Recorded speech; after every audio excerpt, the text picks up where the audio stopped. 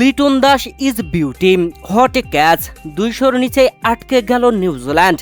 নাহিদ রানার দাপুটে বোলিং। প্রিয় দর্শক, বাংলাদেশ ও নিউজিল্যান্ডের মধ্যকার দ্বিতীয় ওয়ানডে ম্যাচের প্রথম ইনিংসের খেলা শেষ, যেখানে মাঠে নেমে টসে জিতে নিউজিল্যান্ড আগে ব্যাটিং এর সিদ্ধান্ত নেয়। তবে প্রথম ম্যাচের মতো আর এ ম্যাচে সুবিধা করতেই পারেনি নিউজিল্যান্ড, যেখানে আগে ব্যাট করতে নেমে শুরু থেকেই কঠিন চাপে পড়ে যায় তারা।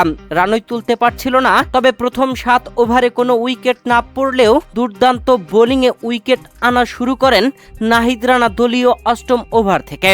নিজের করা প্রথম ওভার দলীয় 8ম ওভারের প্রথম বলেই নাহিদ রানা ওপেনার হেনরি নিকোলসকে প্যাভিলিয়নে পাঠান। এরপরে নিজের দ্বিতীয় ওভারের প্রথম বলে উইল ইয়াংকে প্যাভিলিয়নে পাঠান নাহিদ রানা।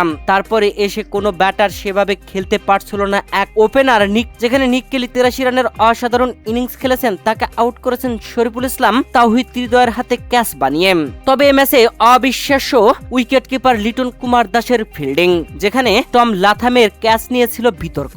তবে টিভি আম্পায়ার আউটের সিদ্ধান্ত দিয়েছিলেন, যা সত্যি অসাধারণভাবে ক্যাচ ধরেছিলেন লিটন কুমার দাস। নিজের 100তম ওয়ানডে ম্যাচে মাঠে নেমে আরো একটি অবিশ্বাস্য ক্যাচ ধরেছেন, যেখানে নাহিদ রানার বলে মোহাম্মদ আব্বাস সজরে হাকান। 29তম ওভারের তৃতীয় বলের ঘটনা, বলটি উপরের দিকে উঠে যায় আর লিটন কুমার দাস দৌড়ে গিয়ে লাফিয়ে একদম উড়ে গিয়ে যেন ক্যাচটি লুফে নেন। সত্যি অসাধারণ ছিল। প্রিয় দর্শক, এই ম্যাচে অবিশ্বাস্য বোলিং নাহিদ রানার 10 ওভার বল করে এক মিডলের সাথে 32 রান খরচে 5টি উইকেট তুলে নিয়েছেন। এছাড়া রিশাদ হুসাইন নিয়েছেন 1টি উইকেট, সৌম্য সরকার নিয়েছেন 1টি উইকেট, শরীফুল নিয়েছেন 2টি আর তাসকিন আহমেদ নিয়েছেন 1টি। যেখানে 48 ওভার 4 বল খেলে অল আউট হয়ে গেছে নিউজিল্যান্ড, সংগ্রহ করেছে 198 রান। আজ বাংলাদেশের সামনে লক্ষ্য 199 রানের।